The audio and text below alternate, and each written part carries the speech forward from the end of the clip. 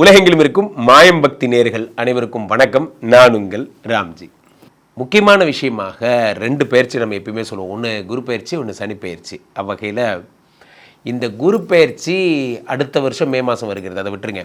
இப்போது அதிச்சார குரு பயிற்சி, அதாவது அடுத்த வருஷம் நடக்க போகிற குரு பயிற்சிக்கு ஒரு முன்னூட்டமாக இப்போது ஒரு ப்ரீபோண்ட் ஆக்டிவிட்டியாக வர அக்டோபர் 8லிருந்து நவம்பர் 2nd வீக் வரைக்கும் ஒரு அதிச்சார குரு பயிற்சி மிதுனத்திலிருந்து கடகத்திற்கு குரு பகவான் வருகிறார். இந்த கடகத்திற்கு வருகின்ற குரு பகவான் என்னென்ன பலன்களை தரப்போகிறார்னு பார்க்குறோம்.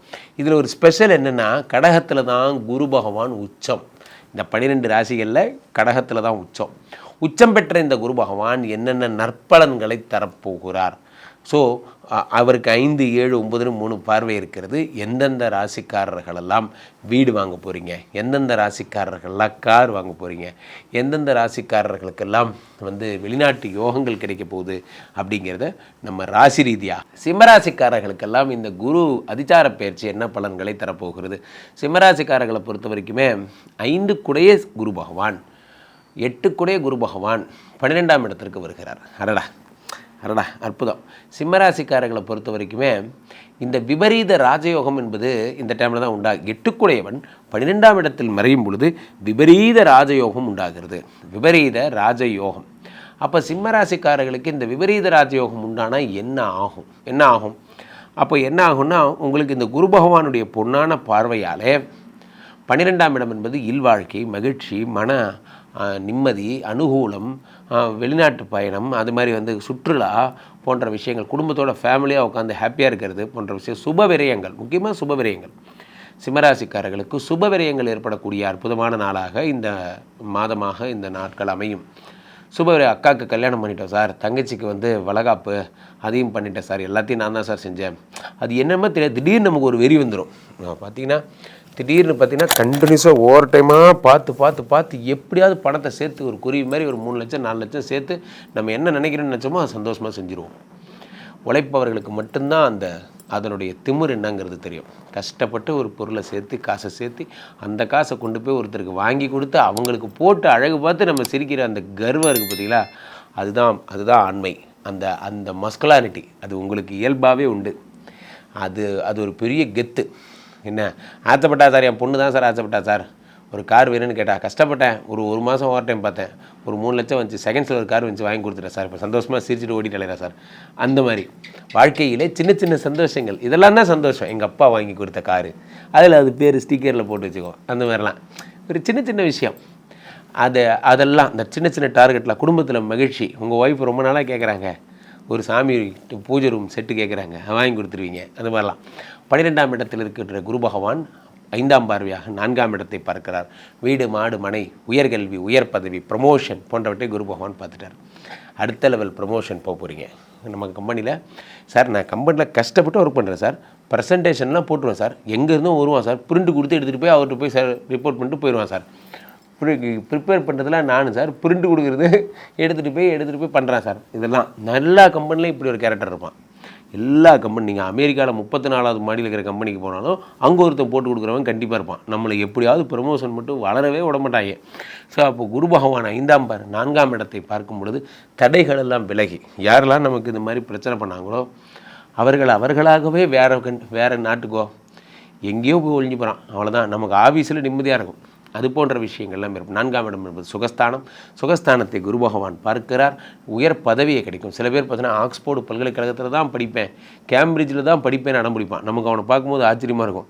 எதுக்கு இவ்வளோ அடம் பிடிக்கிறேன்? நான்லாம் இன்னும் அரியர் வச்சு கிளியரே பண்ணாமல் இருக்கேன், எதுக்கு இவ்வளோ சென்சிட்டிவாக ஃபீல் பண்ணுறான்? படிக்கணும் சார், படிக்கணும் 99.5. சில கேரக்டர்கள் இப்படி இருக்கிறதுனால தான் இன்னும் எஜுகேஷன் இருக்குதுன்னு வச்சுக்க, வேறு விஷயம். பட் ஆனால் இது போன்ற எண்ணிக்கையுடையவர்களுக்கெல்லாம் என்ன முடியும், அவங்களுக்கெல்லாம் ரொம்ப நல்ல நேரம். ஸோ பார்த்தீங்கன்னா, இப்போ 99 நிறைய பசங்க இளைஞர்கள்ட்ட கேட்போம், ஆமாம் நீ படித்து என்ன பண்ண போகிற? ஏன்டா அப்படி காலங்காத்தால் உட்காந்து காலாடிட்டு உட்காந்துருக்கே, வீடு உருப்பிடுமாடா? இப்போது கஷ்டப்பட்டு படித்து என்ன செய்ய போகிறோம்? வேலைக்கு போவோம், வேலைக்கு போய் சம்பாதிச்சு சொந்தமாக சோஃபா செட்டெலாம் வாங்கி போட்டு காலாட்டிட்டு ஜாலியாக இருக்கலாம்ல. அதுதானே நீ இப்போ என்ன பண்ணிகிட்ருக்கேன்? Very good.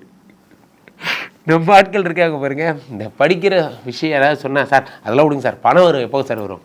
எல்லா ராசி பலன்லையும் தான் கேட்குறாங்க. ஏங்க படிக்கிறத பற்றி சொன்னால் கேட்க மாட்டீங்களா? விடுங்க சார், இப்போ படித்து என்ன சார் ஆக போகுது? ஸோ அந்த மாதிரி 4ஆம் இடத்தை குரு பகவான் பார்க்கும் பொழுது சில கேரக்டர் இருக்காங்க. கேம்பிரிட்ஜ் யூனிவர்சிட்டியில் தான் படிப்பேன், அவர்களுக்கெல்லாம் நல்லபடியாக நடக்கும். அதே மாதிரி சிம்மராசிக்காரர்களுக்கு 6ஆம் இடத்தை குரு பகவான் பார்க்கிறார்.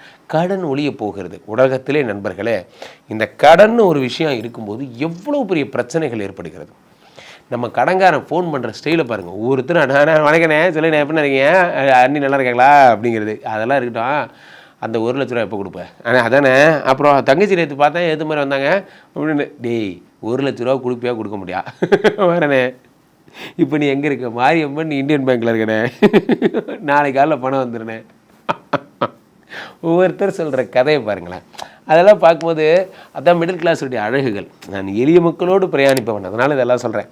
அப்போது நீ பேங்க்கில் தான் இருக்க, அவனே மாரியம்மன் இந்தியன் பேங்க்கு. ஆமாம், உனக்கு சளி வந்தால் ஜுரம் வந்துடும்.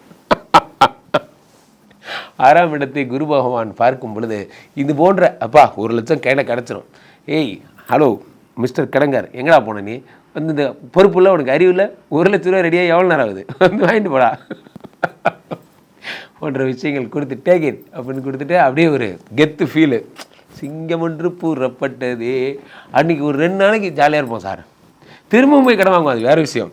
நம்ம ஃப்ரெண்ட்ஸே நிறைய பேர் பார்த்தீங்கன்னா ஒரு 10,000 வாங்குவாங்க. வாங்கிட்டு வந்து ஒரு 3 நாள் கெஞ்ச மச்சான் வாங்கினா 10,000 திருப்பி. சரிடா, நாளைக்கு ஒரு 10,000 தேவைடா. அப்புறம் எதுக்குடா கொடுத்த?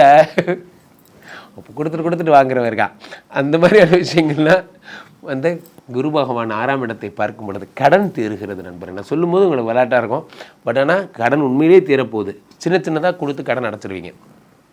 8ஆம் இடத்தை குரு பகவான் பார்க்கிறார். அங்கே ஏற்கனவே மிஸ்டர் சனி உட்காந்து உங்களுக்கு அஷ்டம சனியாக உட்காந்துருக்கான். அவரை இந்த குரு பகவான் பார்த்து கொஞ்சம் ஆசுவாசப்படுத்தி, ஒன்றும் இல்லை நம்ம பையன்தான், ஒன்றும் பெரிய டென்ஷன் பண்ணாதான் என்று சொல்லி அவரை அமைதிப்படுத்தி, அஷ்டம சனி கஷ்டங்களைத்தான் தருவார். அந்த கஷ்டங்களை தரக்கூடிய சனியை ஆஃப் பண்ணி நல்லதெல்லாம் செய்ய போகிறாராக. சிம்மராசிக்காரர்களுக்கு இந்த குரு பயிற்சி மிக அற்புதமான பலன். நான் என்னென்ன சொல்லியிருந்தேன் உங்களுக்கு, உயர் பதவி கிடைக்கப் போகிறது, கடன் ஒழிய போகிறது, அதே நேரத்தில் அஷ்டம சனி பாதிப்புகள் குறைந்து நல்ல வாழ்க்கை கிடைக்கப் போகுது. பொதுவாகவே இந்த குரு பகவானுடைய பெயர்ச்சி அப்படிங்கிறது ரொம்ப முக்கியமானதாக கருதப்படுதுங்க. காரணம் என்னவென்றால், ஒரு மாதா பிதா குரு தெய்வம்னு சொல்லுவாங்க. இந்த அப்பா தான் அம்மா தான் அப்பா யாருங்கிறத சொல்கிறா. அப்பா யார் என்ன பண்ணுறார்? இவர் தான் இப்போ குருன்னு நமக்கு இன்ட்ரடியூஸ் பண்ணுறாரு. இந்த குரு யார் இன்ட்ரடியூஸ் பண்ணுறாருன்னா, இவர் தான் உனக்கு கடவுள்னு இன்ட்ரடியூஸ் பண்ணுறாரு. அதனால தான் குருங்கிற ஸ்தானம் அவ்வளோ பெரிய ஸ்தானம். அப்போ இந்த குரு பகவான் என்னென்ன பலன்களை ஜோதிட சாஸ்திரத்திலே தங்கத்திற்கு அதிபதி, பொன்னார் மேனியன் என்று அழைக்க தங்கத்திற்கு அதிபதியாக குருவை சொல்லுகிறார்கள். இந்த குரு பகவானுடைய அருள் எப்பொழுதுமே குரு வந்து சந்திரனுடைய வீட்டிற்கு செல்லும்போது குரு சந்திர யோகம் என்பது உண்டாகிறது. இந்த அதிச்சார பயிற்சி எல்லாரும் வெறும் அதிச்சார பயிற்சின்னு சொல்கிறாங்க. ஆனால் இதனால் 2-3 யோகம் இருக்கிறது. குரு பகவான் சந்திரனுடைய வீட்டில் இருப்பதால் அது குரு சந்திர யோகம். அந்த நேரத்தில் சந்திரனுடைய வீட்டில் குரு பகவான் உச்சம் பெறுகிறார். அதே உச்சம் பெற்ற குரு பகவான் 5ஆம் பார்வையாக விருச்சிகத்தை பார்க்கிறார். அங்கே இருக்கிற செவ்வாயை பார்க்கிறார். இது என்ன? குரு மங்கள யோகம், குருமங்கள யோகம். அப்படி அதை பார்க்கும்போது நிறைய பேருக்கு லேண்டெல்லாம் வாங்கி தரப்போகிறார், நிறைய பேருக்கு வீடு கட்டுற கனவுகள்லாம் நிறைவேறப் போகிறது.